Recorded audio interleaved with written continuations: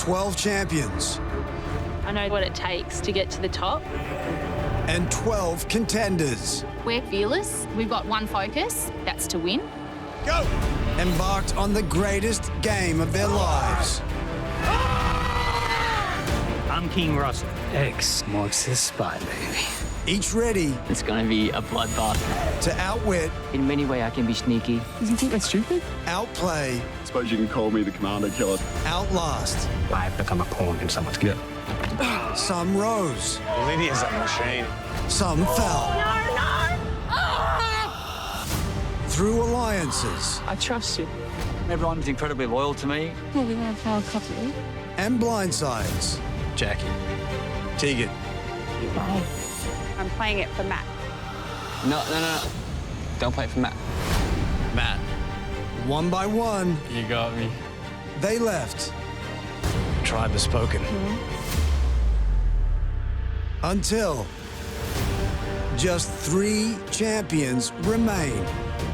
Top criminal barrister Sean, expertly tackling the game with strategy and stealth. I'm here for myself. I want to be the sole survivor. I'm going to have to do whatever that takes to get there. AFL Premiership legend Brian, a challenge beast and larrikin with a villainous game. I think I've been playing a great game. This is my grand final. Win at all costs. Olympic swimming champion Shane, playing the perfect social game with loyalty and integrity. I've played honourably. Now I'm going to win this game. At the end of tonight, one of these champions will emerge sole survivor.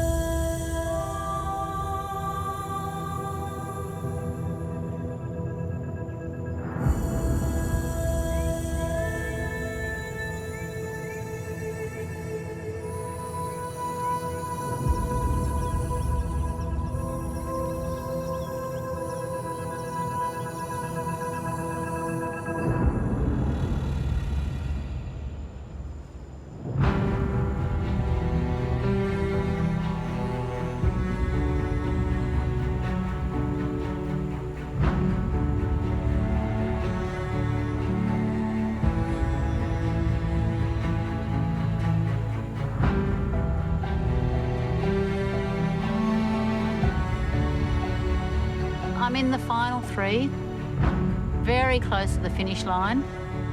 And it's amazing to see all the torches of everyone that's been voted out. Because there's some amazing contenders and champions who we outplayed. I'm really excited to have come this far. I've given it my all and learnt on the run and made the right moves. I'm really loving the game. I've had a lot of highlights in my life. I've been in the public eye since I was 13 years old. I've got 5 Olympic medals, 11 world records. Winning the title of sole survivor would be the icing on the cake of all my other titles and achievements.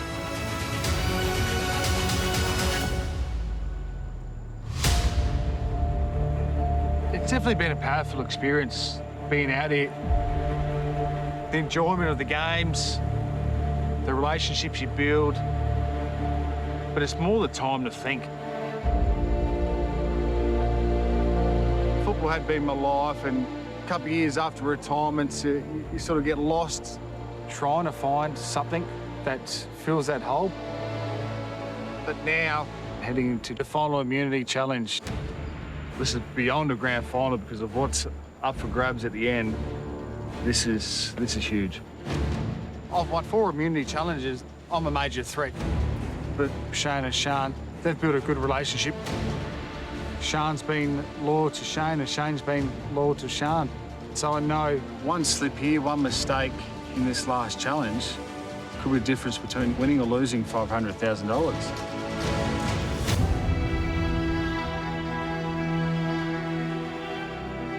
I have outlasted 21 other players.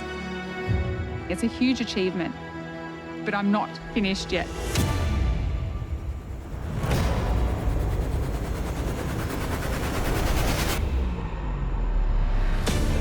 Winning immunity today at the final challenge would give me a 1 in 2 chance of being the Australian sole survivor. There are only going to be 2 people there at the end, closing to that jury. So I don't want to go home before I get that opportunity. As a Crown prosecutor, I've worked on some of the biggest criminal cases in Australia. I'm known for my closing addresses. Come on in, guys. So I want that opportunity to close to the jury, and then I want to take out the title. That's what I came to do. I want to win.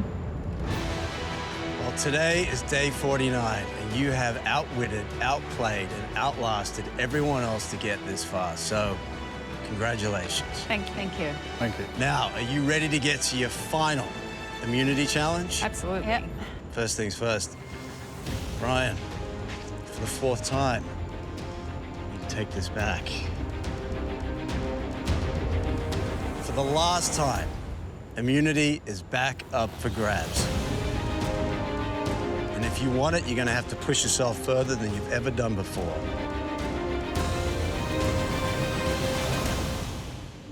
Now, because this is the final challenge, you might need a little extra motivation. So, we have some special people here today to help cheer you on. No way. No. Oh my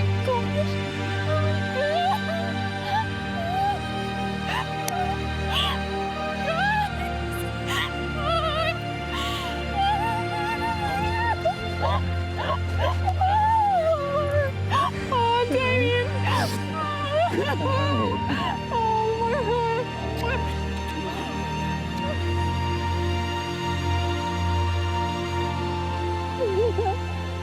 Mandela, come here, baby. Oh, you're growing again. Let me. Have you lost your tooth yet? Oh, you did. You lost your tooth. I've been wondering. Oh. Sean, you want to bring the tribe over? Okay, everybody. Jonathan. This is Jonathan. Hi. This is my lovely husband, Damien. This is my son, Jack, and my daughter, Amelie, my other baby girl, Bella, and this is Will, my oldest boy. Yeah. And this is Brian, everybody, and this is Shane. How are you? So, Sean, how does it feel seeing your family after 49 days? It's everything. I mean, they're everything to me. To see them is amazing. To have them here now is amazing.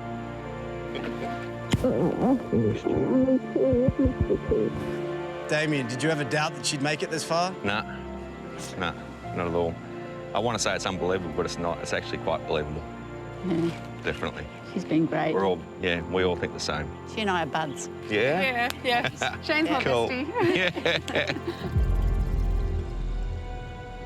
Shane, are you ready for a little love from home? I would love someone that I love to be here. Milt, come on out.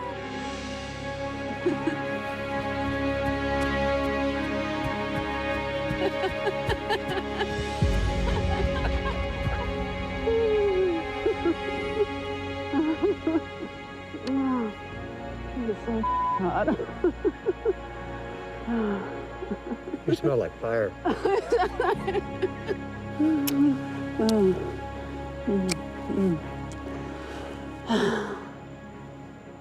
Milt, Yep. What did you think when Shane said, you know what, I'm going to go away for 50 days and do Survivor? I knew it was made for her. You know, that's her deal. Like her mom said to me once, if there's two ways to do something, a difficult way or an easy way, Shane will always choose the difficult way. Yeah. Yeah, so nothing she does surprises me. Kiss me. Missed you. I missed you too. Well, Shane, you've achieved so much in your swimming career. What would winning Survivor mean to you? Well, it's been a really hard journey, you know, all the social game, all the twists and turns. So I'm really invested in this game even more than I was at the very beginning. So to win Sole Survivor, I think would be a massive achievement, and $500,000 would be pretty useful too. So, Brian, last challenge, you turned up with a stuffed bunny. Whose was that? That is my daughter's. That's your daughter's. Miley. Would you like to give it back to her? Yes, please.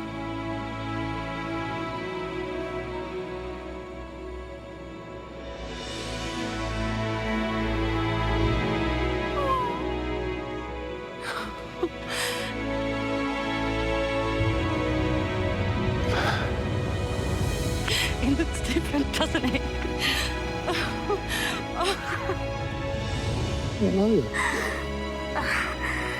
Go on the back.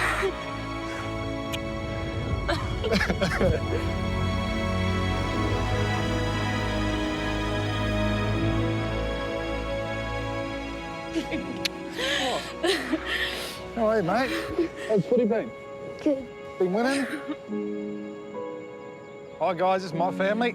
Hi. This is Miley. Hi. You saw the bunny? That was Miley's bunny she gave me. This is Colin, my little mini-me. You actually look a bit taller. My wife, Shannon. Hi. So, Brian, being away from your family for so long without any contact whatsoever, what has that taught you about your relationship with them?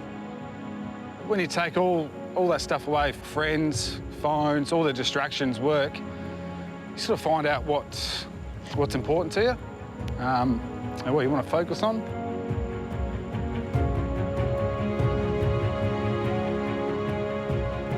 And where your attention should go.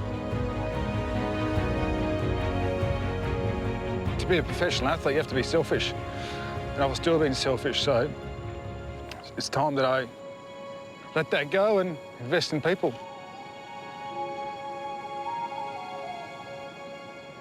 So what would winning today's challenge mean to you?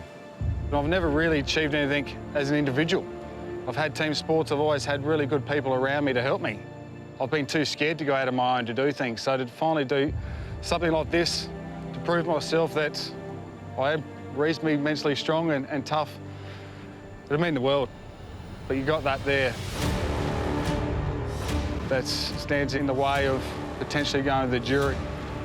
Well, you are correct. There is one last challenge. For today's challenge,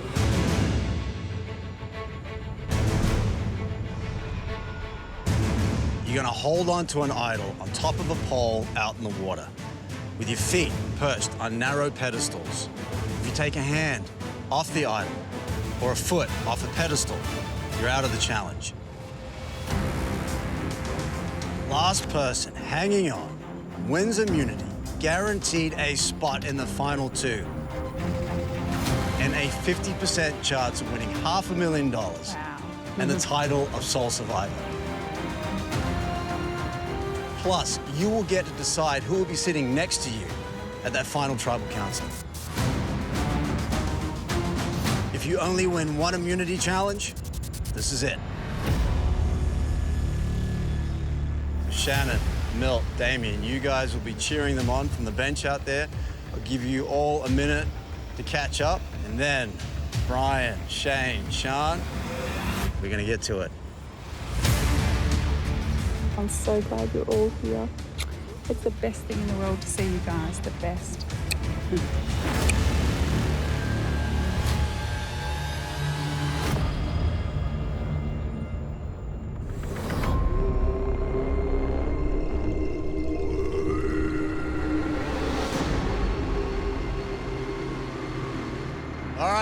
go ahead, take your positions.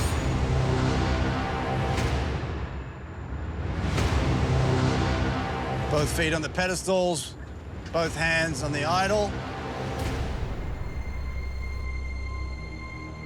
For immunity and a spot in the final two.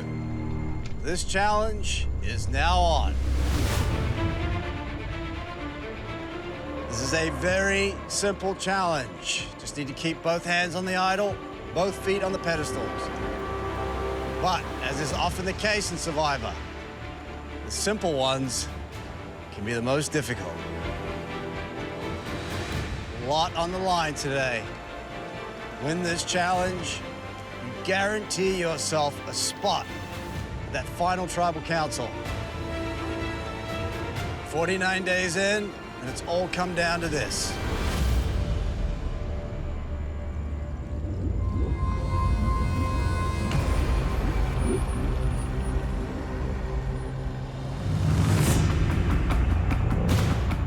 We're gonna be out here for a while. You're gonna get exhausted. You're gonna get seasickness from swaying back and forth.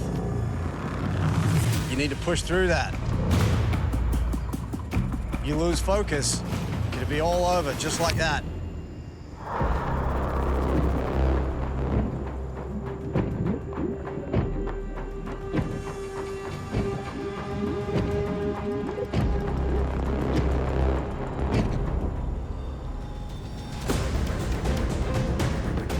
All right, you guys have been out there for an hour. Brian readjusting that right foot. Shane readjusting again. Everything's starting to hurt. Still no movement from Sean. She'll maintain that pose for a while, I reckon. Shane, how much more do you think you have left in the tank? I'll keep going as long as I can, but hurting a bit. A lot of pressure on those narrow pedestals. Feeling a bit seasick too. Not only do you have to deal with the discomfort, this awkward position, but also the seasickness from swaying back and forth. Take your hand off that idol, foot off the pedestal, and you'll lose your position in this game.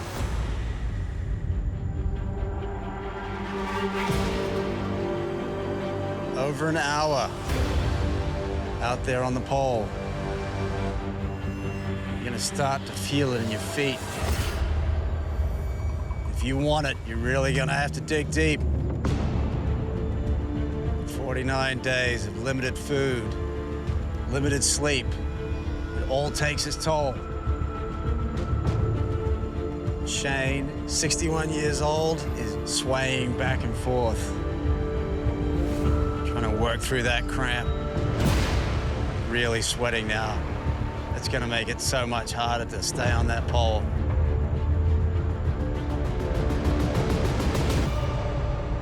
I think I'll get down.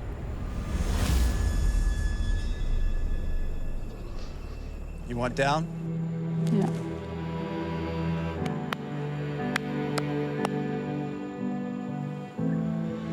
And after an hour and 18 minutes, Shane finally steps off her pole, leaving Brian and Sean to duke it out for that immunity. Good job, Shane.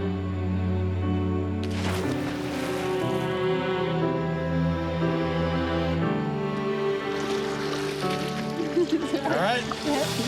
Well done.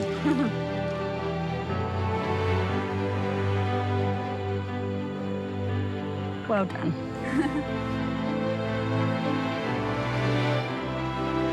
Oh, couldn't do it.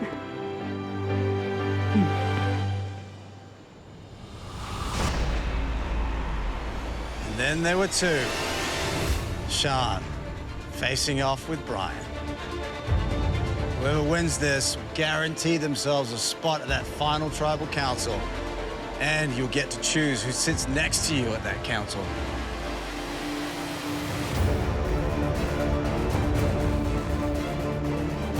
A lot of movement from you now, Brian. You uncomfortable?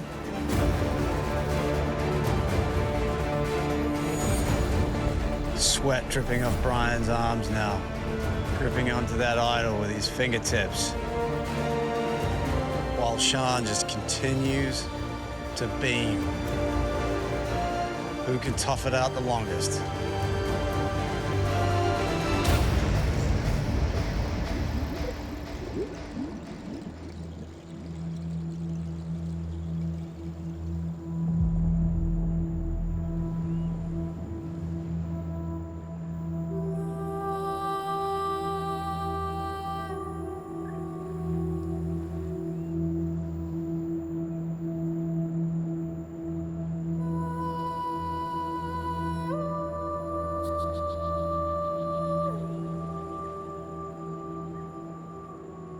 It's easy option taking Shane.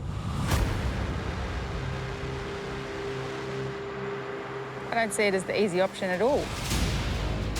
You know you played a better game than that? You'd be surprised how good a game she's played, Brian. And not only that, she's contributed all the time to the tribe, you know, worked hard, 61 years old. No one thought she'd be here at the end, and here she is. You kidding me? She's got a story and a half. So if she played that well, why would you take her then?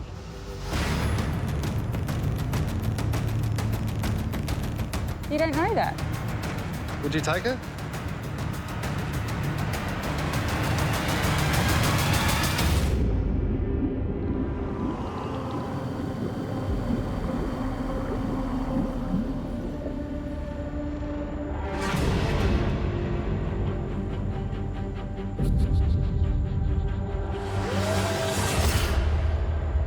It's easy option taking Shane. I don't see it as the easy option at all. You know you played a better game than that? You'd be surprised how good a game she's played, Brian. And not only that, she's contributed all the time to the tribe, you know, worked hard, 61 years old.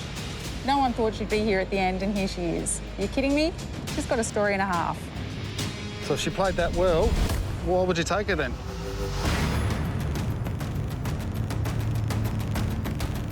You don't know that. Would you take her?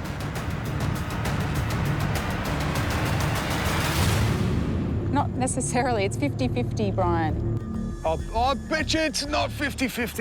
There's 9 people in that jury, right? You have no idea what they're thinking and what they value. Shane is a champion. She's 61 years of age. Contenders won't vote for her. You don't know that. Between you and Shane, I don't know. I mean, that's the thing. Until you hear someone's pitch and know the game they've played, how do you have any idea who's better to take? I dare you to take me then.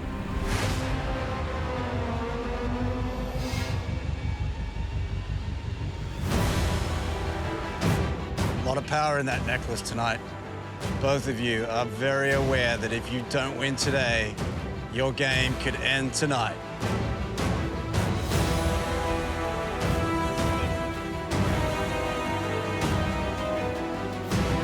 Sweat continues to drip from Brian. A lot of effort going into this.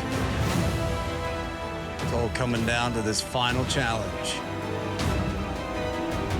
It's going to be an impulse to shake out a leg, shake out a hand. If you do that, you're out of the challenge. One lapse in concentration, and it's all over. Brian breathing heavily now, really digging deep. Everything's starting to hurt. Not many ways to work through the pain on that pole.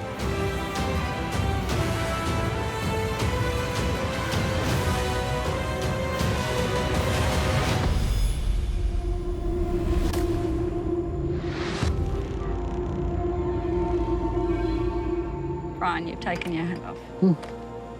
You took my hand off.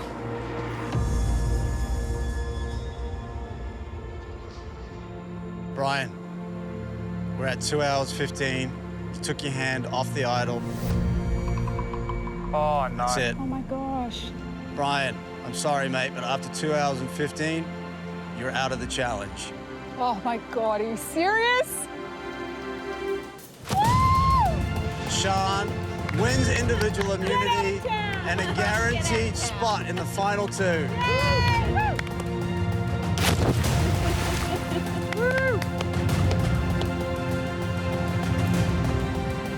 Seriously, dude. Great effort, eh? Yeah, you hung in there. Well done.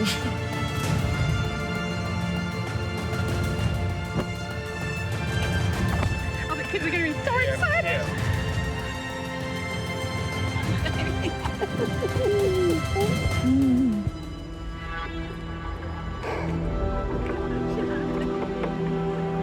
Don't let it upset you. I just can't do it. You did well. I feel for him, I do. Yeah. She didn't move. I had no chance.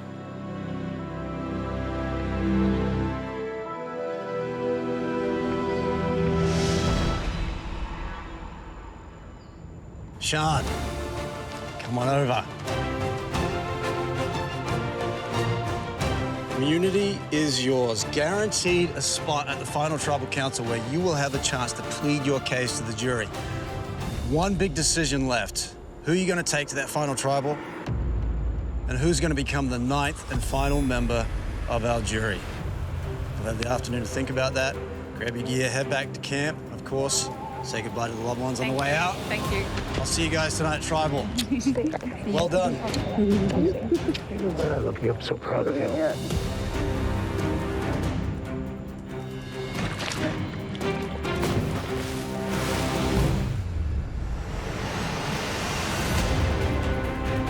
Going into Tribal Council tonight, I feel very conflicted. On one hand, I have got my good friend and ally in Shane, who I've been loyal to, and I have played a game where I value loyalty. On the other hand, I've got Brian, who is my enemy in this game. But, you know, I have to consider his gameplay, and I think my game is better than Brian's. It's a really tough decision, but it is a game at the end of the day, and this could be my very last move. So I've got to try and get it right, because I want to be the sole survivor.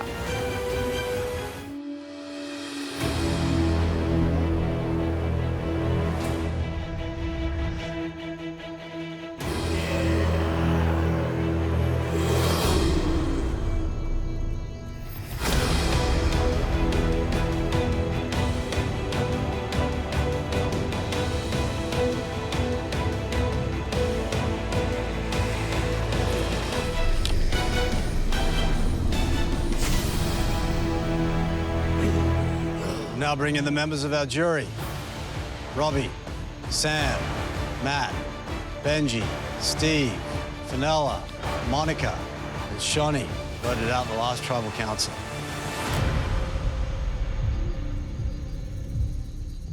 Well, Sean, today you equaled Brian's record, winning your 4th individual immunity challenge and arguably the one that matters the most.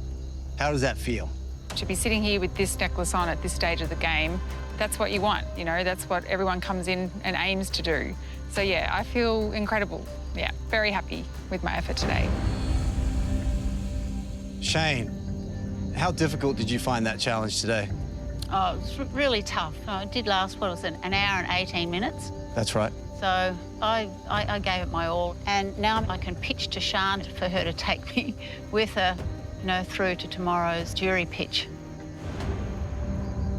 All right, let's get to it. Sian, tonight you have a lot of power. You get to determine who's going to be sitting next to you in that final 2. Yeah, it's a really hard decision, Jonathan. The question for me tonight is really, do I go with my loyalty that I've held dear to my game and my gameplay, or do I give Brian one more opportunity because he's been such a game player and the jury might respect that choice more? So it's a tough one. I'm all ears tonight at this tribal. But Shane, I want to give you an opportunity now to make a pitch to Sian. Why should she take you to the end? Well, throughout the game, Sian and I have been loyal to one another and supported one another and shared a lot of difficult moments.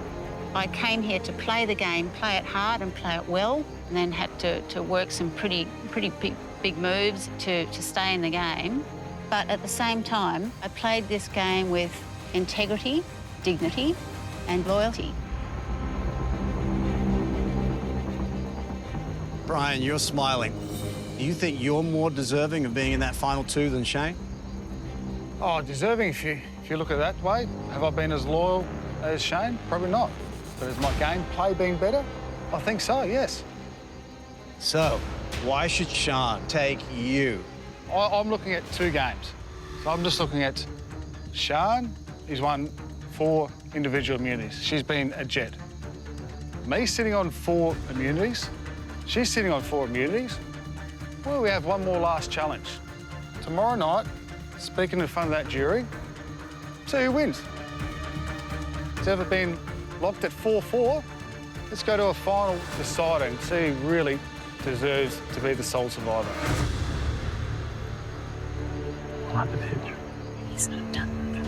A lot of people have won sole survivor and never won an individual immunity. So I've been second quite a number of times and been a really valuable member of the tribe. So do you think you're more deserving to go to the final 2 than Brian? Yes. So I'll ask Shane a question. Who do you think's played the better game, myself or Shane? Who do you think's more dangerous to take? I don't think it's more dangerous to take you over. Not dangerous because it's 500,000 up for grabs, so it's dangerous. Well, see, I'm not thinking of it as 500,000. I'm thinking of it dangerous. as the title of a sole survivor. That's what I came here for. No, seriously. Turn it up.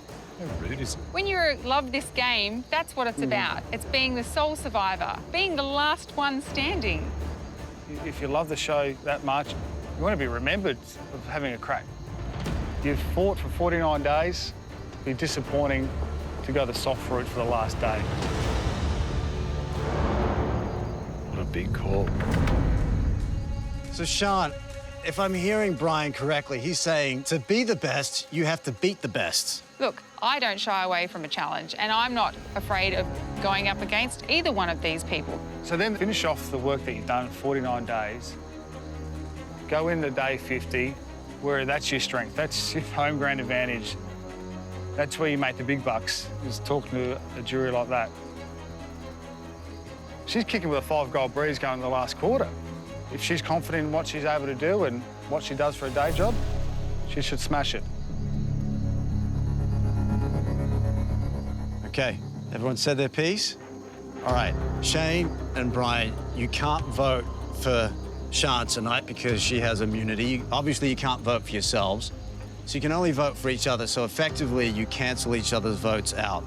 That means, Sean, your vote will determine who's going to leave this game tonight and be the final member of our jury. Sean, it is time to vote. Okay.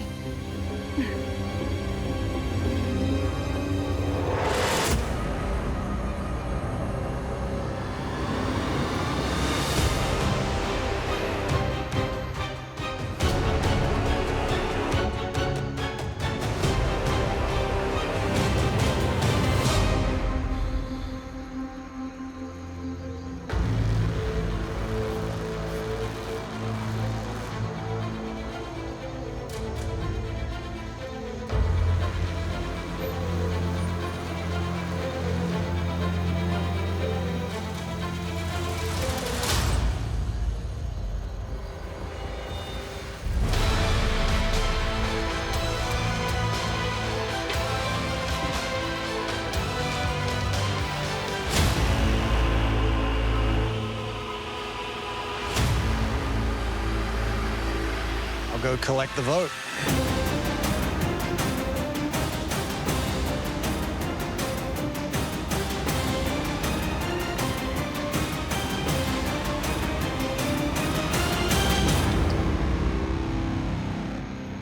Okay, once the vote is read, the decision is final. Person voted out will be asked to leave the tribal council area immediately. I'll read the vote.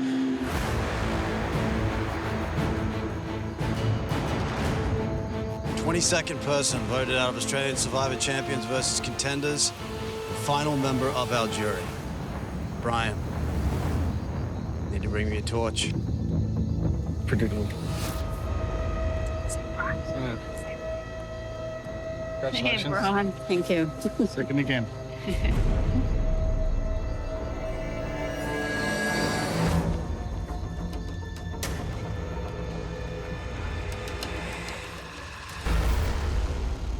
Brian, tribe has spoken. That's it. Time for you to go. Thank you very much.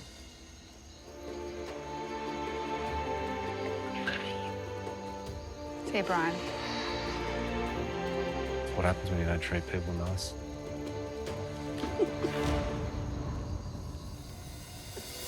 Well, Shane, Sean, congratulations. You are the final two. Wow. You've gone as far as you can in this game. Yeah. And now it's going to be up to these guys, the jury. So go back to camp, get some rest, and think about how you're going to convince them that it's you who deserves the title of Sole Survivor and the $500,000.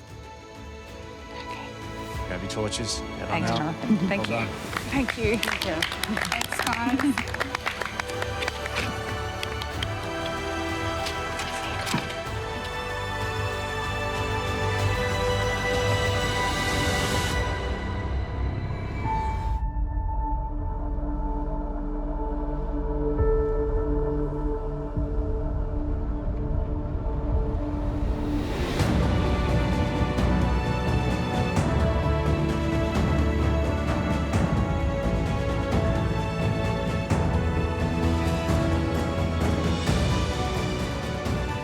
Day 50, waking up, it's really exciting that it is for real.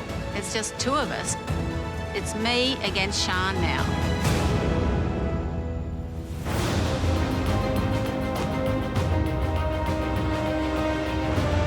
Making 50 days is a real highlight in my life. It's wonderful to know that I'm in the final two with a chance to be the sole survivor. I've still got it, you know. The girl is still in there.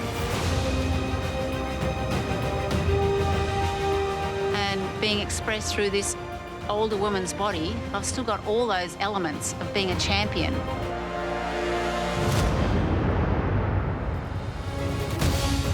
In 1972, I was only 15 at the Olympics. I swam in 5 individual events and I won a medal in each one. 3 gold, a silver and a bronze. A little over a year after the Olympics, I stopped swimming.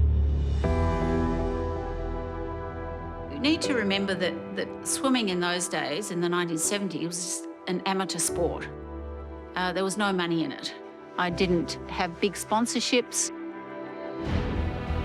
So I've had to work really hard to get just a basic living income. Winning Sole Survivor and having $500,000, it would make a huge difference to my life. But tonight is going to be pretty difficult. Going up against Sean is going to be very challenging to me. You know, I'm a swimming champion. And Sean is one of the best lawyers in Victoria.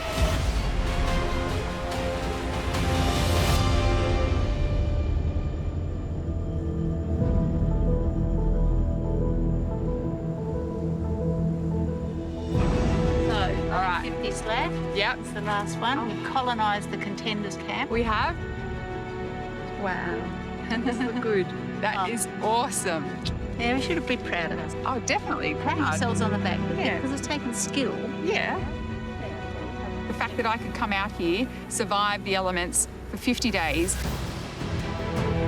keep myself physically fit enough to win the last immunity challenge, keep myself mentally strong.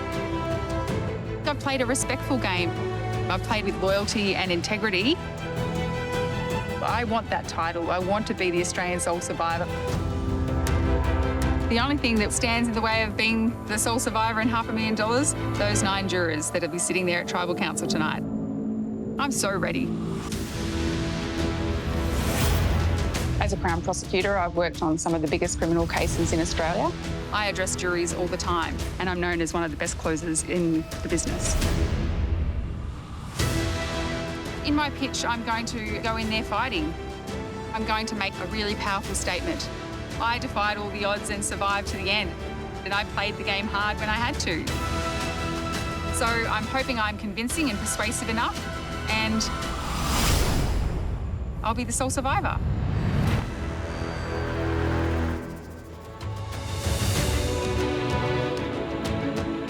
If I can. Going into Tribal Council tonight, I'm excited. No more Fire Queen and Princess. sabotage. This is a goodbye.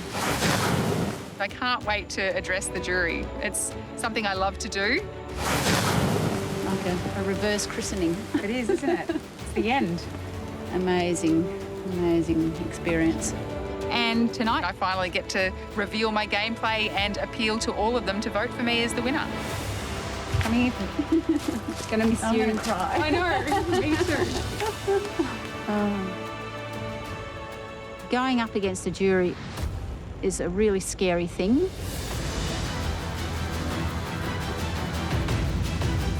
It's me against Sian, and I'm packing it. I'm really nervous. Because Sian is a barrister, she's very eloquent. She's used to making her case. So I know it's going to be a really, really difficult challenge for me. So I'm quite scared. But I've played this game honourably. I've played this game with loyalty and integrity.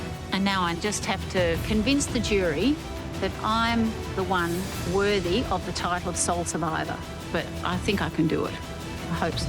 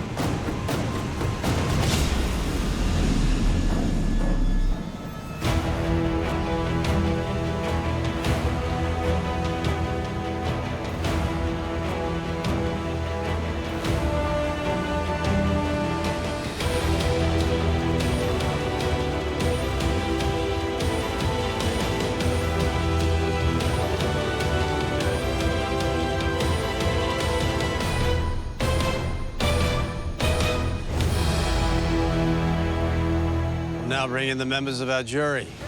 Robbie, Sam, Matt, Benji, Steve, Fenella, Monica, Shani, Brian, voted out the last tribal council.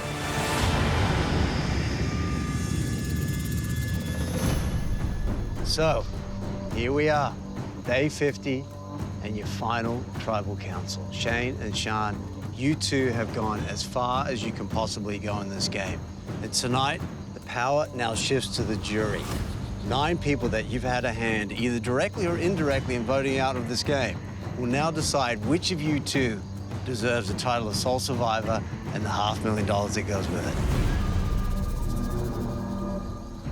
it. Tonight, things are a little different than usual. This is how it's going to work.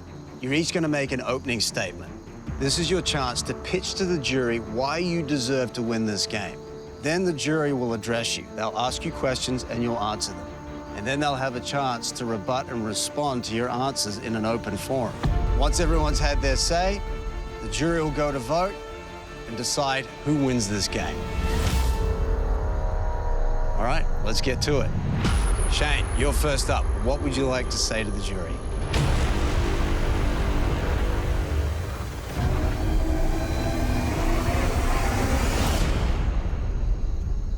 Ladies and gentlemen of the jury, I want to take you on a journey of my game. So the first part of my journey, I came into the game a little bit inexperienced, and so I had to learn on the run, and I survived. I found myself after a few challenges being considered a physically weak player and a liability to the tribe, but I survived that too. I never let age become an excuse or a barrier to my participation. I found an idol and I realised its power. But I played my idol, unlike some of you folk on the jury. I then aligned myself with an alliance of Jackie and Brian and others. But when I found that they were vulnerable, I jumped ship and joined a stronger alliance and became a double agent. And we ended up blindsiding Jackie. And together we made one of the biggest moves of the game to blindside one of the strongest players, Lydia. Another element of my game was how I was able to form relationships. My social game was very strong, and here I am, one of the last two. Did you know that out of 15 tribal councils, my name came up only 6 times? I came into this game as a champion, and I leave as a champion. I played honourably, I played with integrity, and I played with dignity. Thank you for your attention. All right, Sean, what would you like to say to them?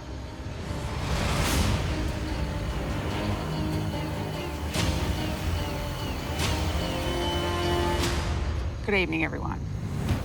I should not be sitting here right now. I have had a target on my back since the merge, since the first immunity challenge, where I went head-to-head with Lydia up that pole.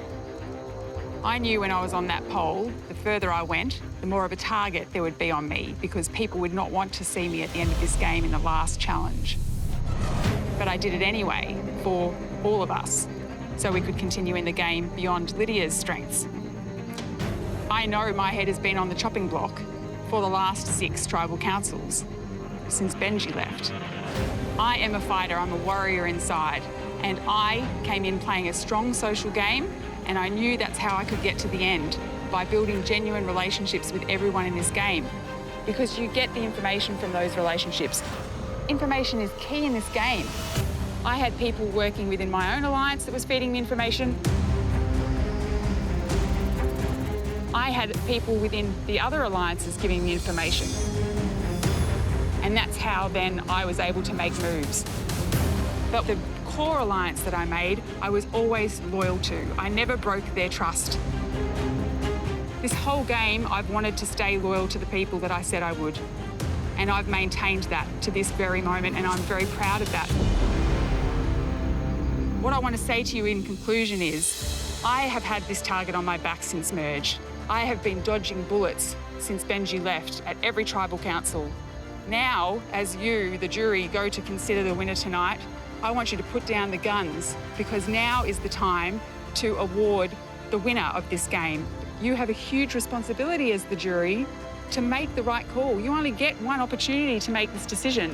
When you write that name down, you have to write down the name of the person you feel has played this game hard, fought to be here, made big moves, been a physical beast at challenges. I won 4 immunity necklaces. I won the final challenge. If you don't write down my name, then you're not acknowledging all of that work that I put in. The time is to celebrate now, to vote for the winner. And I trust that you will do that. Thank you. Okay, jury, you've heard everything that Shane and Sean have had to say. It's now your turn to ask the questions and decide who wins this game.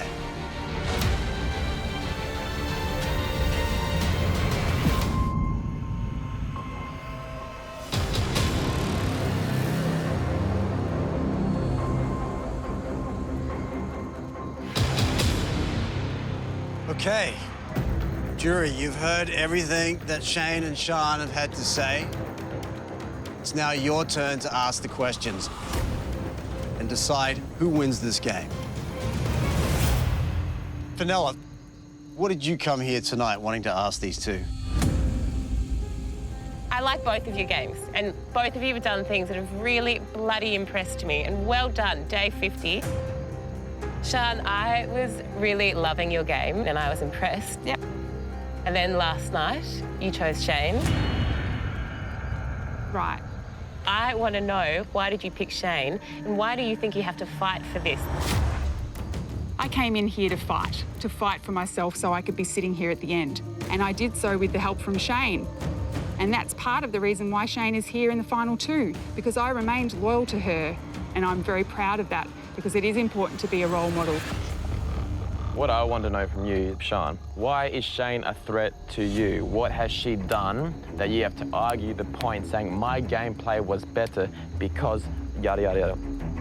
I mean, I'm not here to argue her case for her because she's my competitor right now. I'm here to tell you what my gameplay is. So talking about moves, I survived the tribe swap. I was, pulled the red buff and went off to contenders. I quickly went in, formed a relationship with Benji and yourself so that I didn't get voted off. I had to stay in the game. Post-merge, I helped get Sam out. After that, Matt came up for the vote. I tried to protect Matt because at that tribal council, I'd heard rumours of the fact that you might be voted out that night.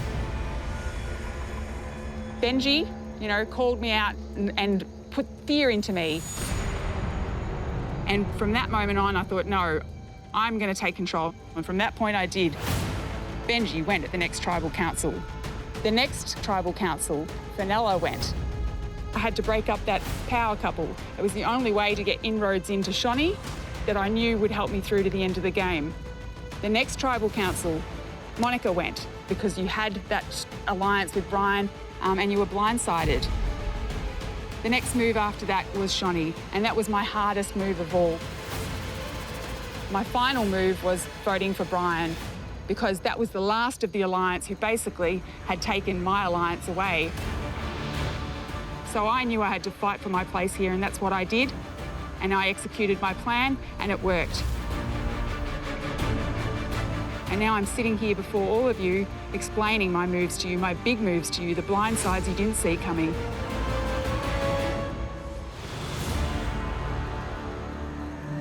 Shane,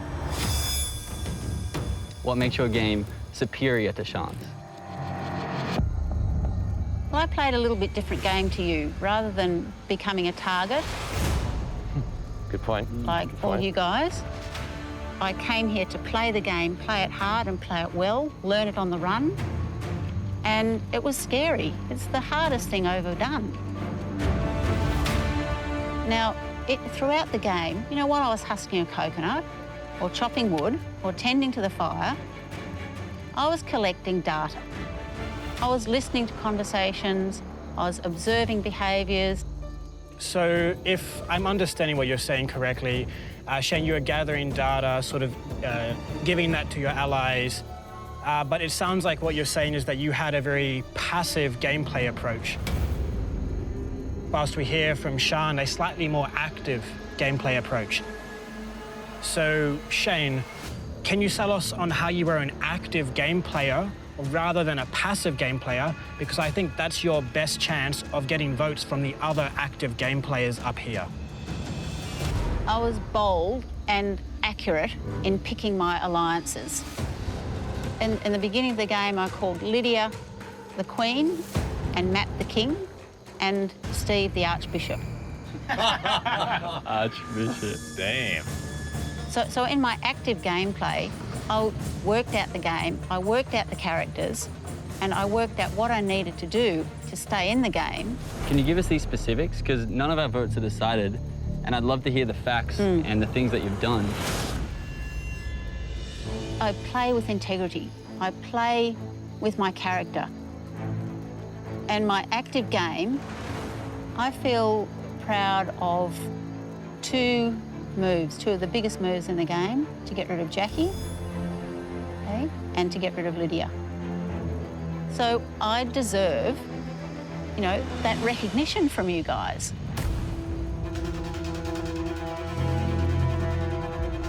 Both of you, I think, have played to your strengths.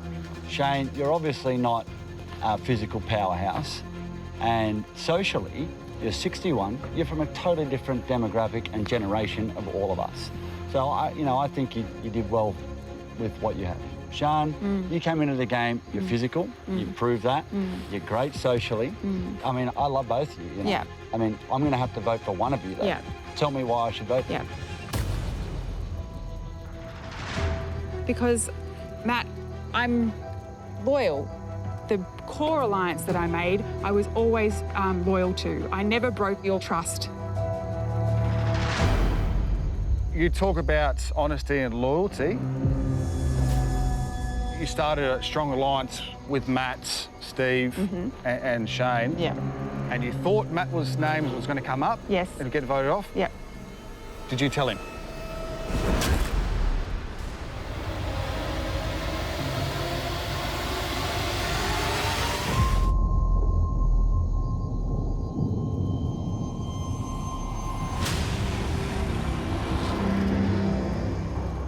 You talk about honesty and loyalty. You started a strong alliance with Matt, Steve, and Shane. And you thought Matt's name was going to come up and get voted off. Yeah. Did you tell him?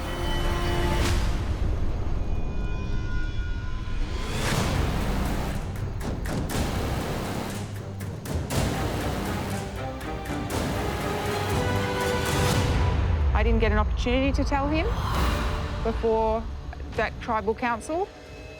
I didn't know if he had an idol or not. Matt had never told me that he had an idol. If Matt had told me he had an idol, perhaps I would have said, you know, I've heard some whispers. But I didn't know that. Do you think that's a break in trust and loyalty, not finding time to speak to him? I apologise for that. I mean, it is. It's you know, because Matt, I'm loyal, okay? It was a bad decision. The whole thing went pear-shaped.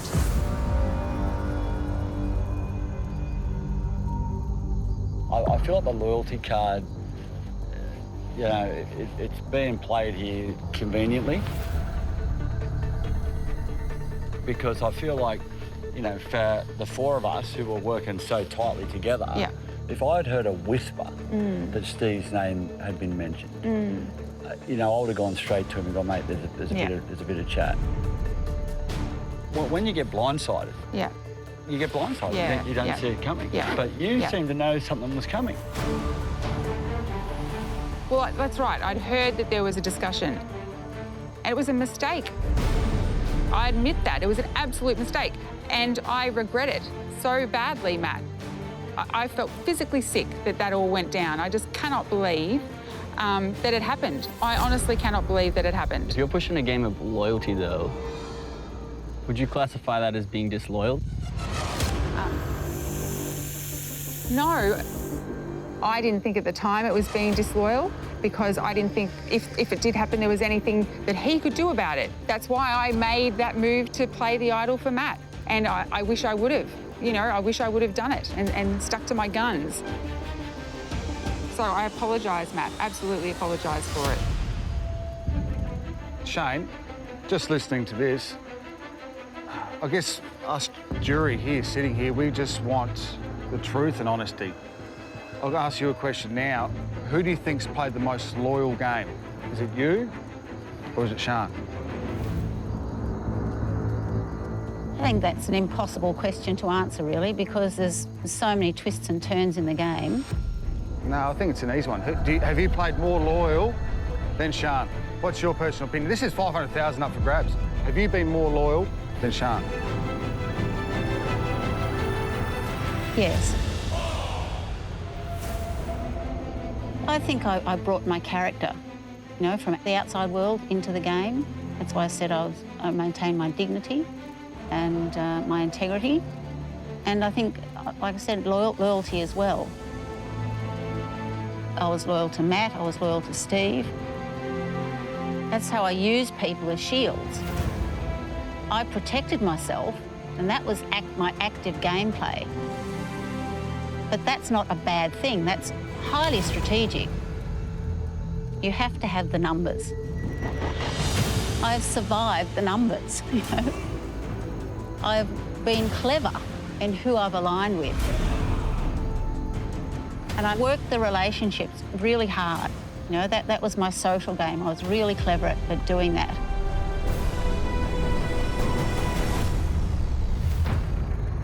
Shawnee, do you have a question for Shane?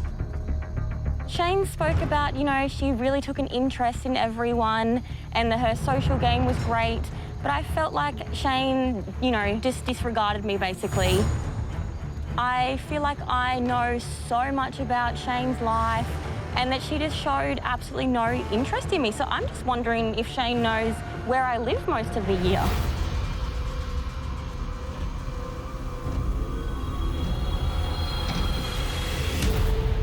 You live in London for 8 months of the year and you live in Noosa for 4 months of the year.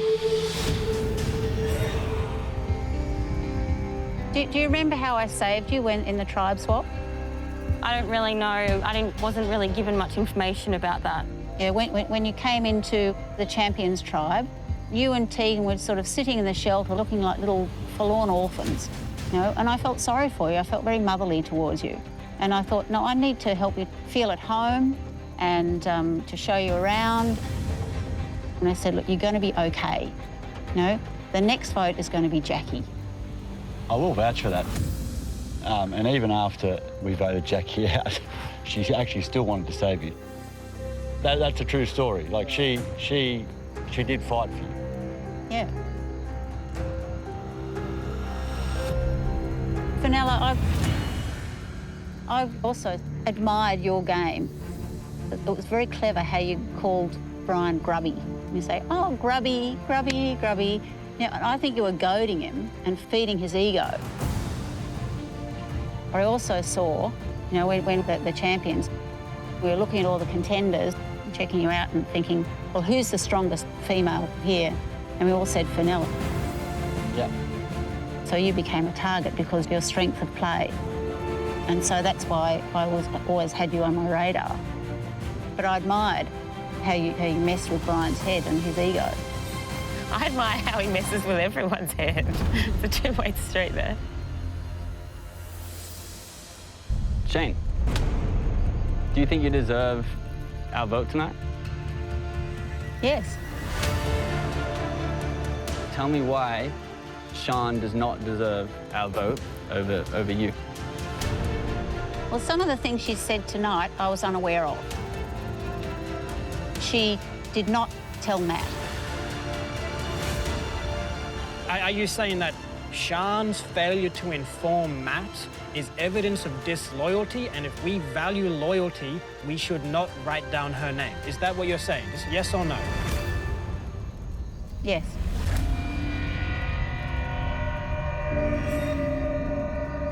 So, Sean, if I'm making my vote based on loyalty, which you're pitching, why should I not pick Shane? Okay, yeah.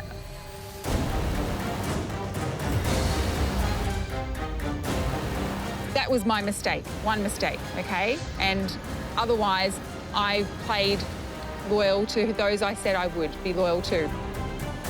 When you say I'm pitching loyalty, yes, that is part of my pitch, but it's not the essence and the core of my pitch. The essence and core of my pitch is that I played this game hard, that I made moves, you know? And I think as the jury, you've got to respect that. Put my life on the line, you know, put my neck out there. But I am still here. I'm still here because I made the right choices. I did make the right moves. I spoke to the right people. I had the right information. I really pushed hard. I know that there's this one thing, but that can't be it. Don't let that cost me the game, please. Cost me the game, though. Sorry? Cost me the game. I know it did, Matt, I know. But everyone deserves forgiveness and redemption. I always put the tribe's interest first. I was strong in challenges, winning rewards for you guys. So I'm asking you, please, to recognise my hard work consistently through the game. Got to think about everything I've done in this game. I've survived it all. I've survived my mistake. I'm still here. You've got to remember all of these things. I'm pleading with you guys. You can't let one blight on my record here destroy this for me.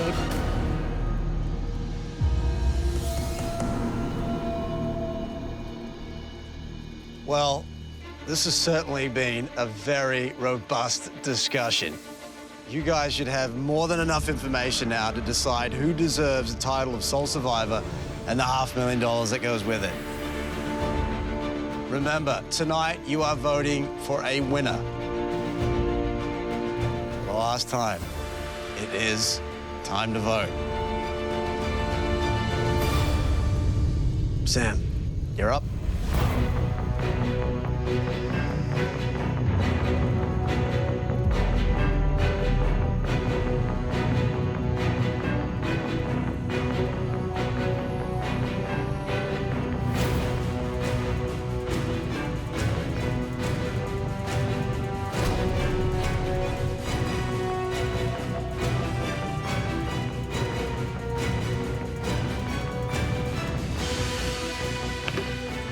You impressed me tonight, girl. You really proved yourself. I think Sian made a really humongous mistake in taking you, but I mean, it's awarded you my vote, so good on you, girl. I'm impressed.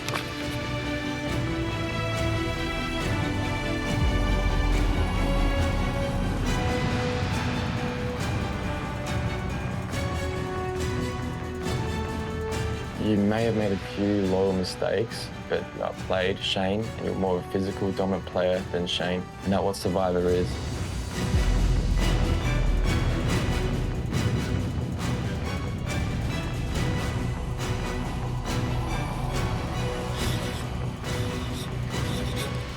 I'm going to know what to do.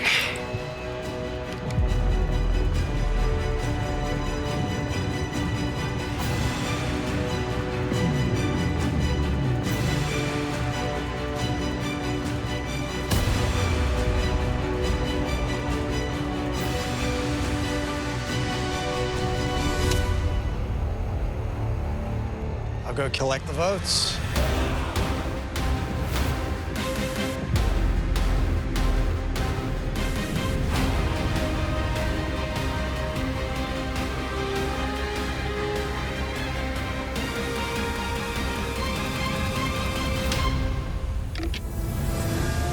Whether you played as a champion or as a contender, it's been a hell of a battle.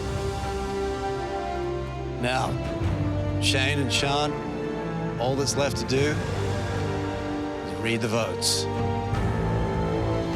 which I'll do back in Australia. See you guys all there.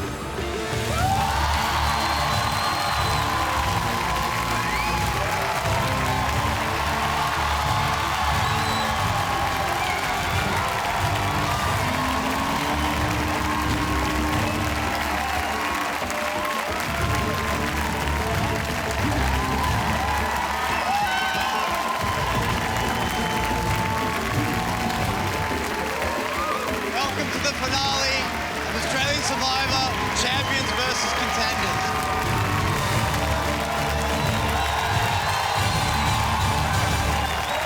Look, when we came up with this idea of putting proven champions up against hungry contenders, we hoped that we were going to get some great competition. Let me just say, you guys exceeded all expectations. What an incredible season, right? From day one, the game was on. The rivalry was real, but in the end, two champions came out on top. Shane, Sian, you did what the others couldn't. You made it to day 50, And in doing so, you put 9 people on the jury, which may be the trickiest part of this game because ultimately, it is the jury who will decide which of you two deserves to win this game. Sian, Yes, what's going through your head right now? I'm super excited, you know, to be here in front of everyone. It's amazing. I'm so proud of the way I played the game. I did everything I could to get myself to this spot. So, yeah, I couldn't ask for anything more of myself, really, Jonathan. I'm really proud. And super proud of Shane, too. You know, we hung in there together and, yeah, it was awesome. Nice.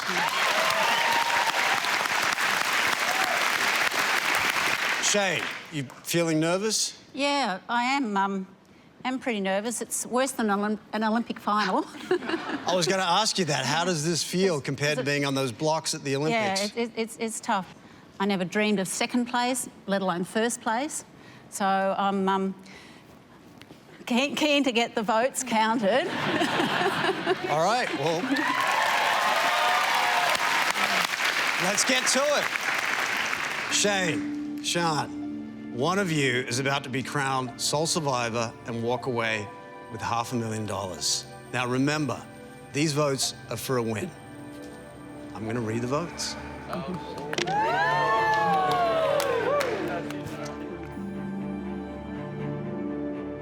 First vote, Shane.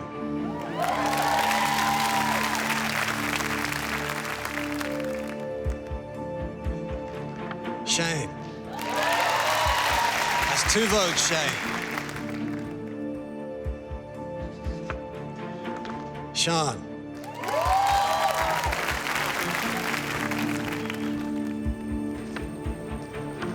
Sian.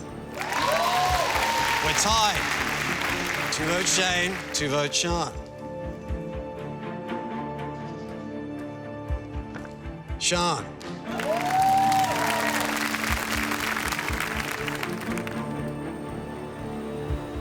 Sian.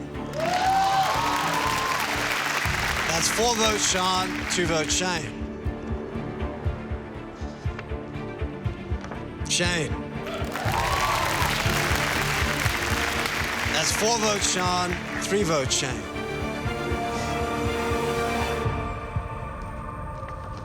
Shane.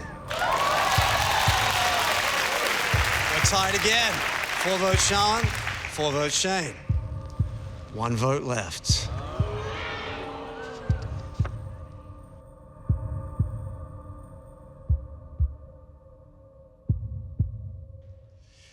Winner of Australian Survivor, champions versus contenders, Shane.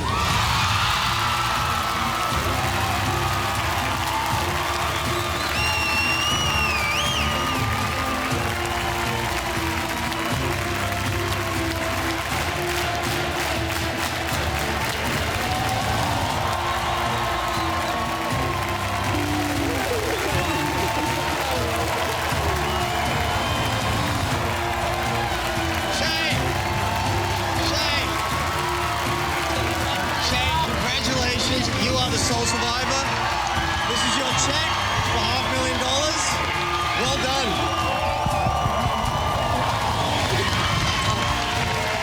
Well, what a season full of shocks, twists, controversy, and plenty of comedy. And we're going to talk all about it on the reunion show coming up next.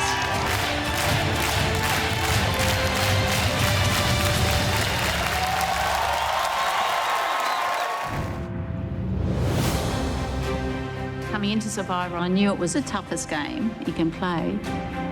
But I came into the game to play honourably, with loyalty and integrity. And the title of Sole Survivor would just be the ants' pants. People shouldn't underestimate what a 60-year-old can do. She's right in the environment she knows best.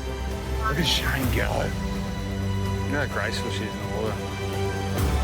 I'm representing my generation. You don't have to, warehouse yourself and sit in a rocking chair knitting booties. Shane, keep doing that! Let's not forget the fact that Shane was a gold medalist 3 times at the age of 15. Shane Gould is not just a champion. Yeah. Oh, shit. She's a national treasure, basically. I'm inclined to do a blindside. And it's time to make moves. I'm worried about Chanel. I want to get them apart. I can outwit and outplay people. Are you threatening me? People had better be careful, because there might be a sting in the tail. Don't with Shane Gould. She's so good. I've given it my all and learnt on the run, and I've worked hard to find my way, negotiate my way through the maze, through relationships. I came into this game as a champion, and I'm leaving as a champion. It really is up there with my other achievements. It's really the icing on the cake.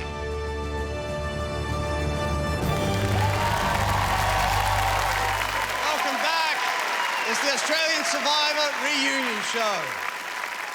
Shane Gould has just been crowned the sole survivor for 2018 and won $500,000.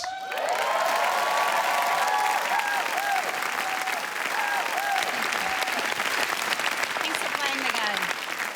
Firstly, Shane, congratulations. Thank you, Jonathan. You're welcome. It was a real treat to be involved, yeah. Really appreciate the privilege. So, Olympic legend, Australian of the Year, now sole survivor. How does that feel? It feels surreal, you know. It's been a while since I won an Olympic medal. And it was a challenge to see what I'm made of, to, I don't know, just do something crazy, you know?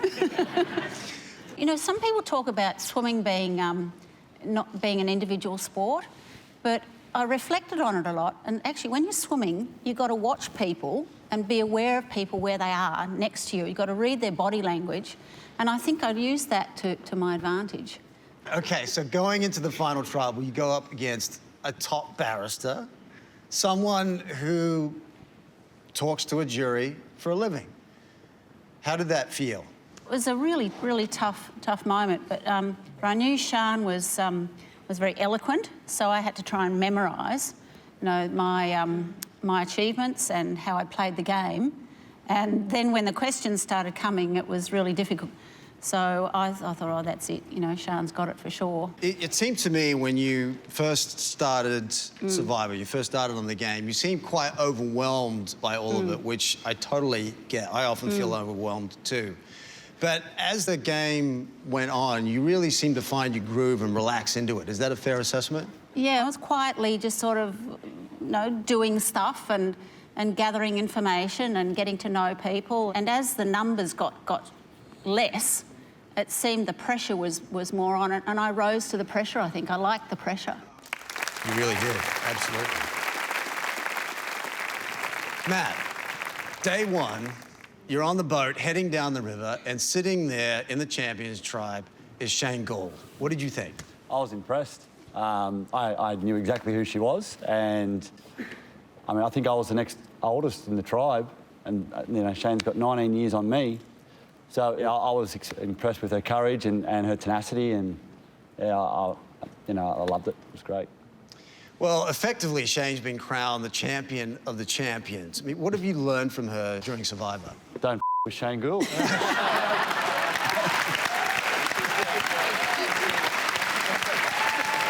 darling. Shane, you never panicked, no matter how much the pressure was on, and you never became paranoid. And these are the two things that often will unravel people's games, and you never went there. You held it together. Here you are. Congratulations. Well done. Now, Sean, you were the only other one to make it to the end of the game. 5-4 votes. It was pretty close. Yeah. Let's take a look at that final vote read. Shane, you impressed me tonight, girl. I wish I heard more about your game when you were out there, but you really proved yourself. I'm just going for the underdog. I think it's actually quite impressive. You told me to put my weapon down, but phew, it's my respect pistol. Congrats on a great game. You're more of a physical, dominant player than Shane, so my vote is going for you. Unfortunately, I can only award one of you with my vote. And Sean, I feel that you played the superior game. You don't win on loyalty, but you win on gameplay, you win on challenges, you win on everything else. You still have my vote. I really value honesty, and I think Shane really showed that tonight. Her game is really endearing, and I'd be really proud if she won. Shane, I'm voting for you. I think you were the most honest and loyal person that I played with in this game. Sean, you made a mistake. Your mistake of being disloyal to me cost me the game, but it also cost you my vote. Shane, I hope you win. Love you. Survivors don't run from challenges. They accept them and take them on board. So for me, Shane is a sole survivor.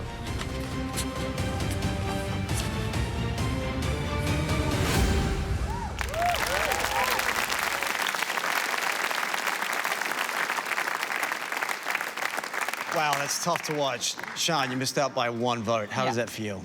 Well, of course, you know, it's disappointing, sure. It's one vote between me and $500,000, you know, and I played my heart out there. But you know what? I wouldn't change a thing because I played the game true to myself. I took Shane because I respected her game and she deserved to be sitting there at the end with me. And if that's the way the cookie crumbles, so be it. I accept it. But, you know, this jury is different to the jury that I deal with, Jonathan, because the jury that I deal with is an objective one. These guys, they're all got their emotions tied into it. And that's the difference, yeah? Well, you've kind of touched on the $500,000 question I was going to ask you. Yeah. Do you regret not taking Brian to the final two? No, look, I mean, you can't do that in this game because you've got to move forward and you can't go back and think, I wish I would have done something differently. You know, my purpose and objective was to get Brian out. He was gunning for me, I was gunning for him. I had that opportunity, so I took it. Okay, so you said that we can't play that hypothetical game, but I can because I'm in charge. Of course. So I love it. I want to play the what-if game. Okay. So all right. let's say that you did take Brian to the final two and you put Shane on the jury. Shane, who would you have voted for, Sean or Brian? I did share it. You did, yes. I probably would have voted Sean because yeah, she'd helped me along through the game and we had a bond. But I would have voted for second for you. Thank you. Sam.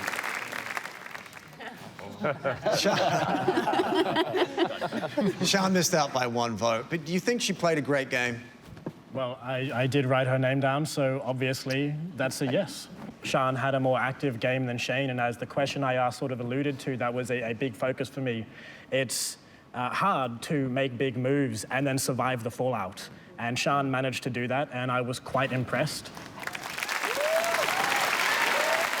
Sean, you played a hell of a game. Well done. Thanks. Survivors ready? Go! You got this! Zach takes him down.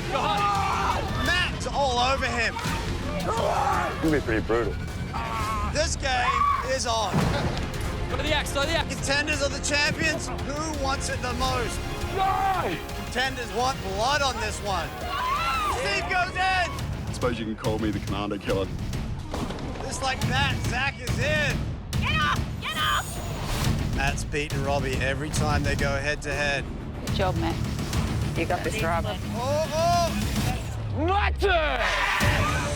Australian Survivor's most brutal challenge ever. How much can you take on before you panic? Good job, Jenna, good job. Oh, let's go! Oh, shit! Oh, no, no! We have the medic come in. I want to finish this. Okay, so just run and grab the rope. That's it.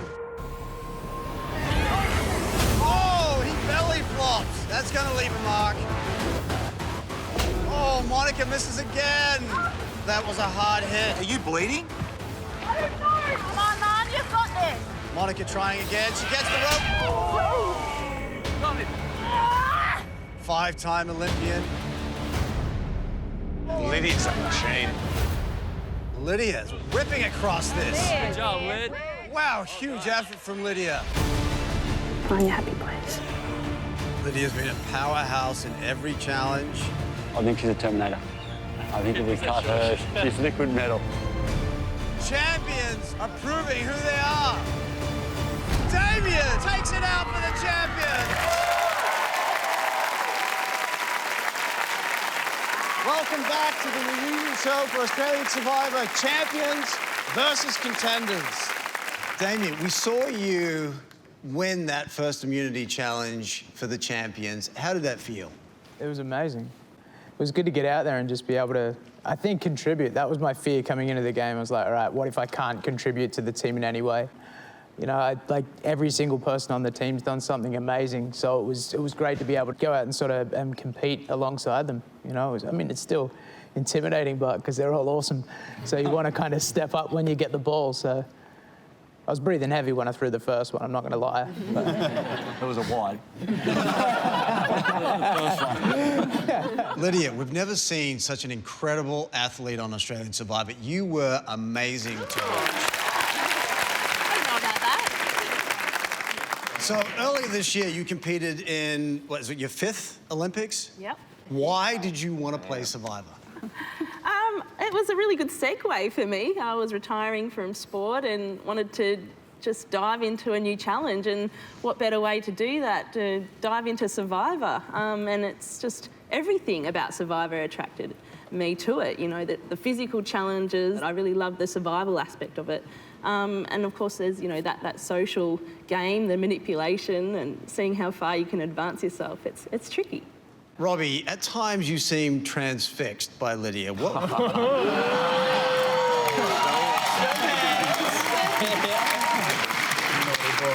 think we're all transfixed by Robbie.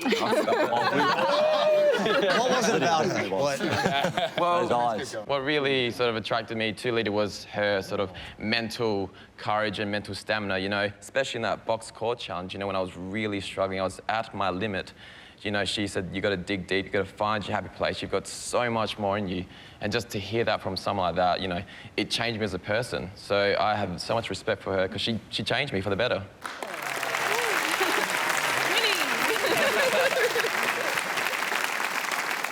Lydia, how did it feel when you watched the show back and you're up on the pole fighting for your life and Shane Gould is planning your blindside?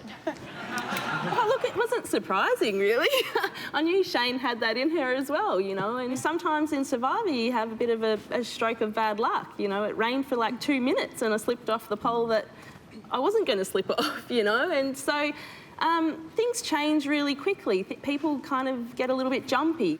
We had a really strong alliance, one that probably didn't need to be broken at the time that it was, and perhaps that would advance, you know, a lot more people's game.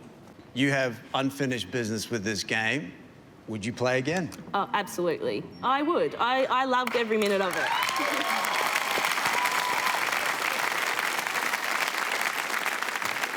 Matt, one of my favourite rivalries was between you and Robbie. Did you call that a rivalry? You and Robbie, I love that battle. Remind me, what was the score? He beat me once. From the first time that I saw him and it started, I was terrified rocking into every challenge because he gave it everything, and I guess just had a bit of luck on my side. Robbie, how was it going up against a rugby legend? The very first challenge, I looked at him, I was like, I'm bigger than him, I'm younger than him, I'm better looking than him. No, but I went into that, I was like, I've got this, you know, I can get this first challenge, and then I underestimated him. So all I could do was learn from every single mistake and try and get better and try and beat him. Nice. It was good fun. Monica, you're petrified of heights. I mean, you belly flopped off it almost every time. And every time. One of them, you ended up, you know, cutting your lip, bleeding, but you never gave up. That was probably the most terrifying moment of my life thus far. It really was. But as bad as it was, I proved to myself that I'm so much more courageous than I ever gave myself credit for. You know. Well done for the courage. It was. Thank you. the point of Survivor is to outwit, outplay, and outlast all the others. And one guy thought he could do it better than anyone else. Let's take a look. If you don't know me, you've been living under a rock for the last 10 years. I'm King Russell. And I'm the only king here, baby. X marks the spot. It's amazing how good I am at this game. It's Christmas every day of the year when Russell Hanson's here. I'm gonna show you Aussies how to play the game. What? Oh, okay. They're so stupid, they're walking around with the devil and don't even know he's there. If we align like this right now, we're going to the end together. I'm playing with a bunch of dweebs. There's no damn way they put my name down. Russell? Mr. Texas, there's no chance am I going to be in alliance with that man. He's alive, right? I reckon, yeah. If anyone has a hidden immunity idol and they want to play it, now'll be the time to do so. Russell, the tribe has spoken. Hello, guys. You've played the game 3 times and never won, mate. Maybe go home and review it and try again.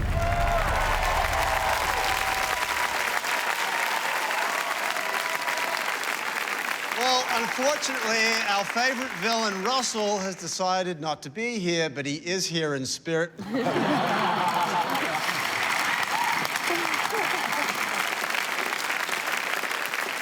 Sean, you called his bluff, and he went home wearing his idol.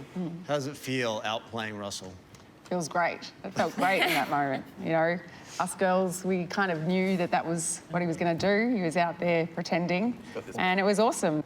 We kind of enjoyed that moment, only because he'd been big noting himself, you know, and especially because he had the idol around his neck.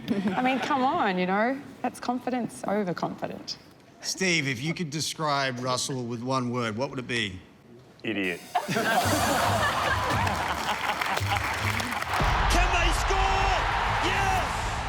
I've played at the top level for my country in rugby league and rugby union. I've played against the biggest, the best, the strongest, the fastest. Why would I sign up for this?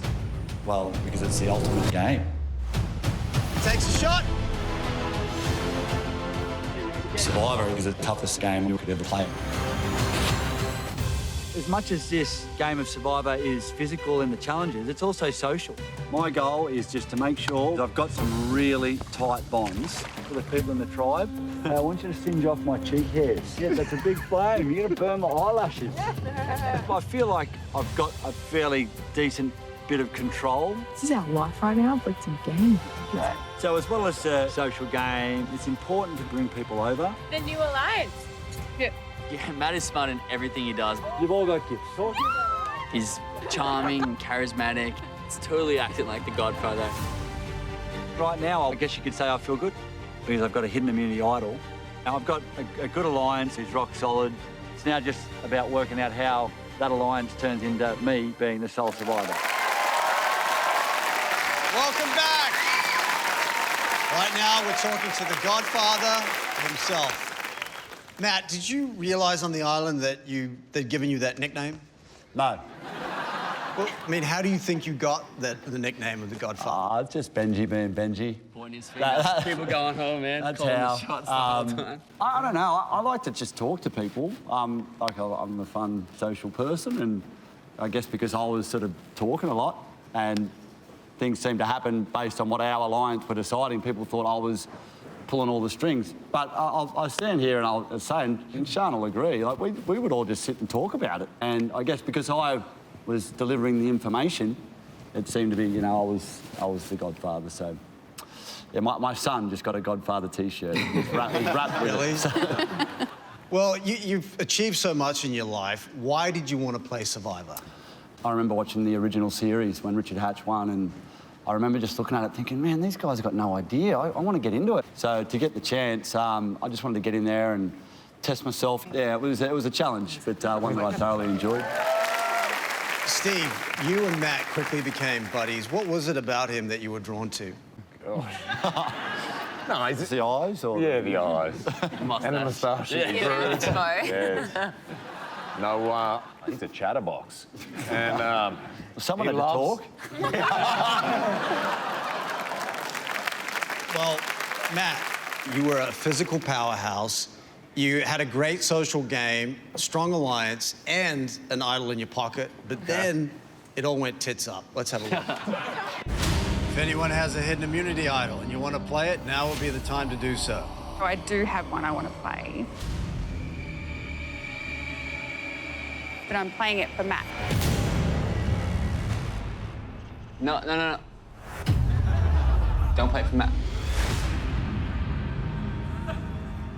No? No, play for you. Play for you. It's gonna go to a revote.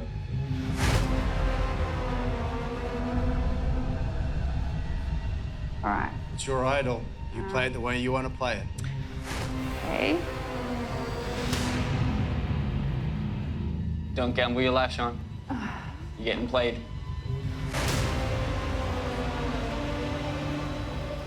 I'll play it for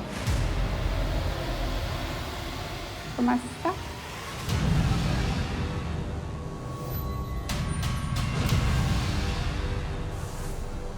Sean, so I'm clear, you're playing this for yourself? Yes. Yes. What's going on? I You're getting played. It's Okay. gonna be split. 16th person voted out of Australian Survivor Champions versus Contenders. Matt.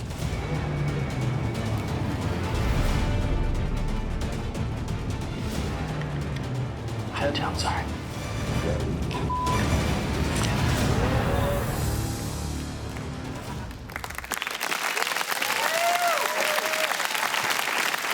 I think it's safe to say that was the biggest blindside we've seen on this show, certainly the craziest. Now, the whole country was in shock when that happened. I mean, I was in shock at the time. What was going through your head? When Benji piped up, it was probably smarter than what he even thought, because not only did he said, when he said split vote or don't gamble your life to Sean, I thought, well, they've obviously thrown votes on Sean. Well, we've got 4 votes on Brian, so well, I'll be right. I still didn't even think in my head, play my idol. Like, I didn't even think about pulling my idol out of the bag, or Mo's idol, I should say, out of the bag. It was, I was just trying to calculate stuff, and I literally, like, it happened that, in my mind, that quick. Like, Sean stood up and said she was playing it for me, and I'm sort of trying to calculate, but by the time I looked around, my name was being read out, and I thought, oh, it's over. But I think because Benji was so aware of his play and it was coming undone, he was quick to jump on it when he saw it unfolding against him. Okay, I'm glad you brought that up. Benji, it was a ballsy, brilliant move, but had you planned for that, or you just were thinking on your feet? I 100% planned for that. I knew it was going down that way because Sean and I had talks on the beach earlier. I disagree with that. I don't think you knew. Because you know what? I kind of formed my view in tribal council. I was sitting there intending to play it for myself, and then the way that the council was going down, I'm thinking, yep, this is what's going to happen. I'm playing it for Maddie. So I reckon from what I saw of Benji's reaction, he thought, shit, I've got to do something here. I think he used that word. Maybe he considered it, but he didn't know. There's no way. Because like I said, I was thinking that in tribal council literally at that time. I thought, why would I, do this? Why would I play it for myself when I can play it for Matt and then, ultimately save Matt? But then when Benji piped up, I thought, okay, maybe there's something I don't know about, could go to a revote, and then it would have been, completely different story. Well, There's so on many that point things. too, Sean, is I was flipping 100%. I'd made my mind up. I want to take down this champion alliance, which was killing us the whole game. I had an idol in my pocket, and I knew the votes were landing on Brian. If you played that for Matt, I played my idol for Brian, and then you go home. Well, Survivor really is about key moments, and I think it's fair to say, Matt, that you had quite a few. So not getting rid of Brian when you had a chance, good or bad decision? Yeah, it's probably a move I regret a little, that one. Nah, don't worry about it. Keeping Benji over Sam, good or bad decision? I don't think that's that was a bad decision, because I know what Sam was plotting. Oh, yeah. It was either going to be Benji or me going after Matt next. Yeah. I got the honors. Yeah, well, screw you. All right, to finish up, what was the hardest part of the game for you? It was probably that final vote. So looking at Shane and Sean, you know, both my alliance, you know, I just had to make a logical decision. It would have been a lot easier if you'd taken Brian. For me, that is. Maybe not for others. Whacked everywhere, aren't I? I still love you. We love you, Grubby. I have told many lies in this game to many people. They're saying I needed to know and showing you next. It's important for us to know who we're playing with. That's the lie that sent me to exile. I didn't make anything up. So you never And said that. You said that you were targeting those three. Benji, don't stand here and lie to my face, bro. So the curtain has been drawn back and everyone's seen me holding the strings. I have told like one lie. So I'm not actually a graphic designer. Oh, really? Yeah, I'm not. I run a business. Like I made like over $1 million last year. Oh my God. Yeah. Benji told me he's a millionaire. Benji is sneaky as. I don't think that's his real accent. I got you back out again. Like a what? It's Shanji. Shanji to the end. It's the volume. Shanji to the end. Shanji to the NG. Totally. That's how I'm on it. We only haven't lied. Not that much. Not that much. Wow. Hold on a second. Wait, let me think about it. Maybe I have. Welcome back to the Australian Survivor reunion show. Shane has just won $500,000. She says she played with loyalty and honesty. A completely different approach to this man here. Benji, roughly how many lies do you think you told during this game? Don't lie. Lost count on day 2. Well, Robbie says we didn't tell that many, but actually, what I wanted to do is there's a guy who thinks he's the biggest villain of all time, and he got voted out first on his tribe and doesn't even show up. So I wanted to just take his hat and put it where it belongs, because he's not the greatest. I was going to do that. But to answer your question, I told a lot of lies out there. A lot? A lot. A lot. I don't know if I told the truth at any one time. Well, look, in a game where you need to vote someone out every second night, deception is obviously key. And you were a master at it. Was that a plan coming in?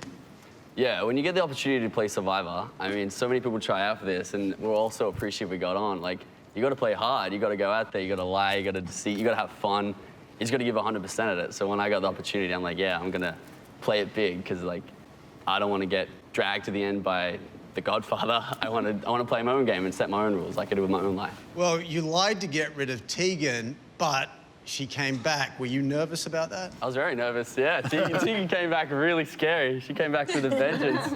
And just revealed all of mine and Robbie's plans and Zach's plans. So it was very nerve-wracking, but we put an end to that. Tegan, how did you feel knowing that your game was turned upside down by a lie? It was really shocking to me because I just didn't think that Benji had it in him. So when Anita came to exile and told me what had happened, I was so shocked. You know, it was written all over my face at Tribal Council. I had no idea that I was going to be the person getting sent home that night.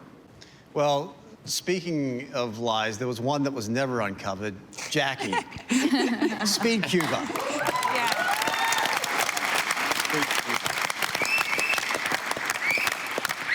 Yeah, I actually never told a single person, and, you know, I went in there to play Survivor and, you know, I wasn't there to go camping. I wasn't there to make friends.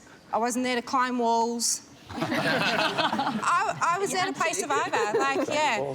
And, unfortunately, you know, I went home early, but I just never wanted to go in there and just hang on to someone and just try and get to the end that way.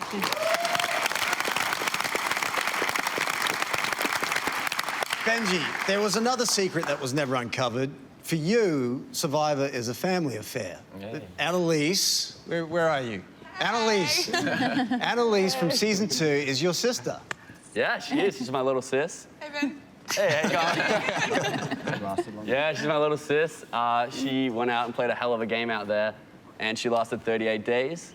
And I went out and played a hell of a game and lasted 39 days. Yeah, but Benji, at least Annalise played her idol before she went home. Thank you. Speaking of your idol, let's take a look at that scene that we will never forget. I'm going. Waffle. Well, that's delicious. What's this? God damn, it's a... I'm trying to cover it. Yes. So good, man. Building up a sweat. Well, so there.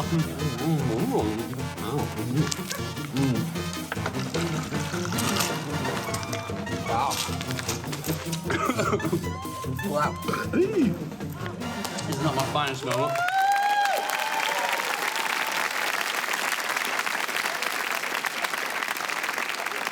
Okay, hands up if that was the grossest thing you've ever seen. No, I've seen grosser. You didn't experience, Jono. What? Had a taste he'd have to experience that. I was getting to that. Oh, okay. Both of you guys turned up afterwards. What did you think when you watched that back? I've got 2 dogs and 2 kids at home, and they've got better table manners than Benji. So, look, 23 days into the game, we were all still pretty hungry. So, I mean, even if I had have seen him eat like that, I still would have went in and had nachos. But everyone that's come up to me since coming home, and they've asked me if I've eaten nachos again. I don't think I could ever eat nachos again with that in my mind. I certainly can't eat nachos again. So I was like, oh my God, a bug just flew so close to my ear. Fennella and I have a special ability to find cracks and just float our way to the top. Game on, Miles. We laugh at the same things and, yeah, she's my bestie. Yay! Slip through the cracks once again. The biggest topic is workout efficacy. It's very obvious that Shonny and Fennella are a really tight pair. We started calling them Chanella because they are a power couple. I call this my power look. Well, we are a power couple. Shane, are there any tight 2 alliances? There's a Chanella. Chanella? Is that like a perfume? That's expensive. Luxurious. Welcome back to the Australian Survivor Reunion Show. We're talking to Chanella, this year's unlikely power couple. Unlikely? What do you mean, mate? Match made in heaven. Shonny, what was it about Fennella that you found irresistible? Well, I came for the rice. No, I didn't come for the rice. I came for the money and stayed for the rice and this lady. Beautiful. I had a termite and it turned into love. When you were called out as a power couple, was that a surprise to you? Not at all. We were like, why did it take people 40 days to realise that we are very powerful? No, I think it was 45, wasn't it? No, I didn't last that long. No. Oh, 44. Well, back on day 1, when you saw the champions walk in, what were you thinking? Shane was the only one I knew. I did a project on her in year 5.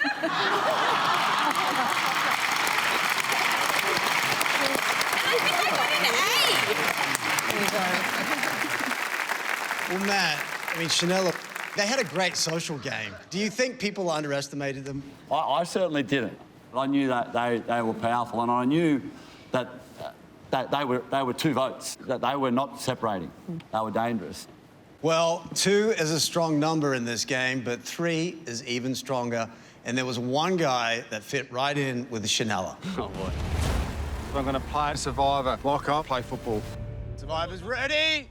Go! Oh!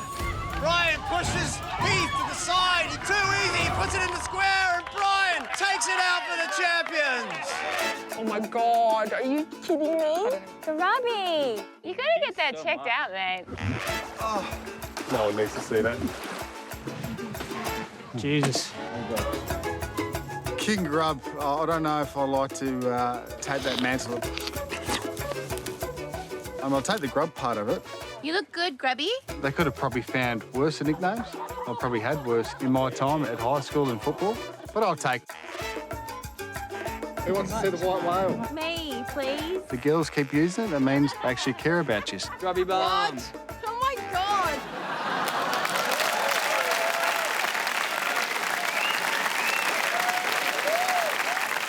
Brian, I think I've been scarred for life after seeing that last image. You knew there was a camera rolling on you, right? I knew there was numerous cameras, but I had to wash. You won 4 individual immunity challenges, a car, and you came third. You happy with the way you played? Yeah, you look at the series now, you think hindsight, if I did this differently, if I did that differently, but do I get fitter? Do I learn how to make 5 before I come into Survivor?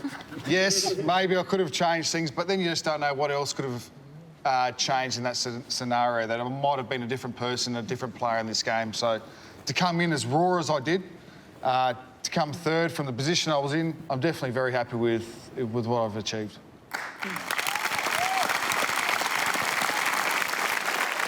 Were there similarities between how you played Survivor and how you play footy?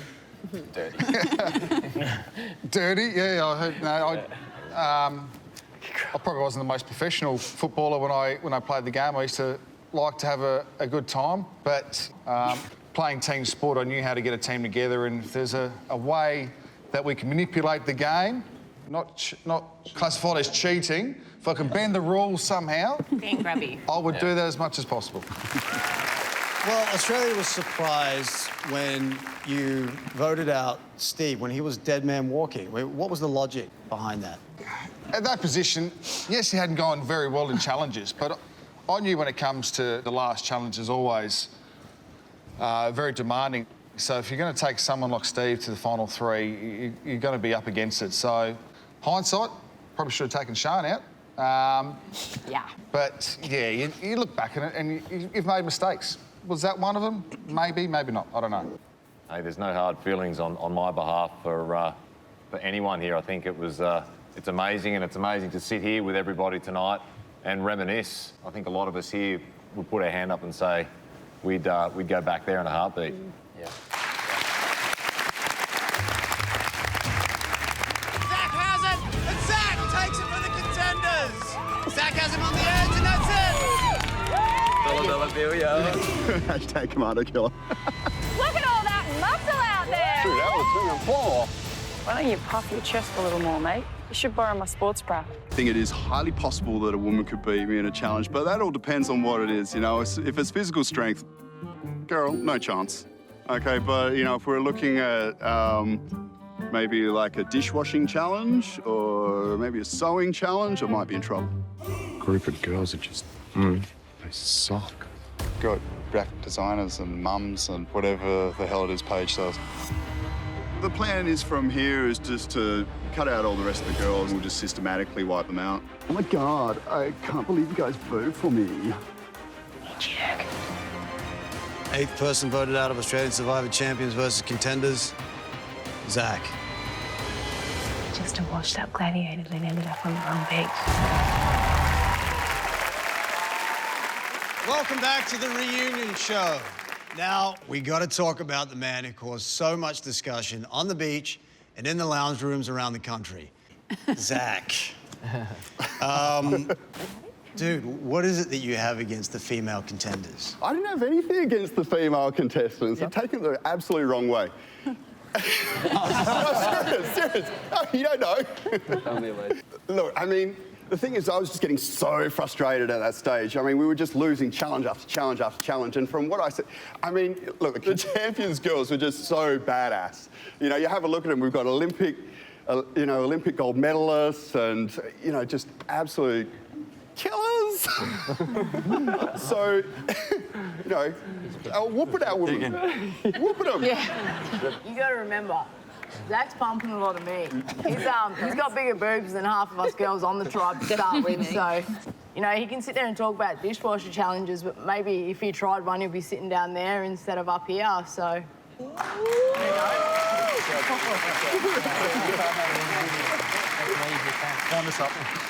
Zach, at any point did you think, you know, maybe I should just shut up?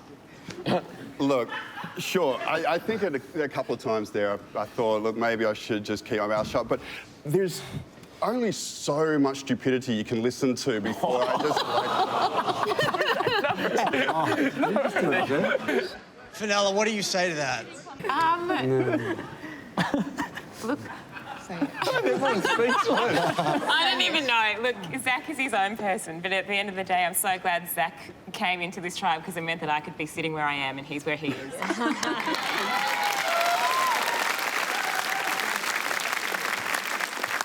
Okay, before we finish up, Lydia, you've achieved so much in your career. Where does Survivor rank?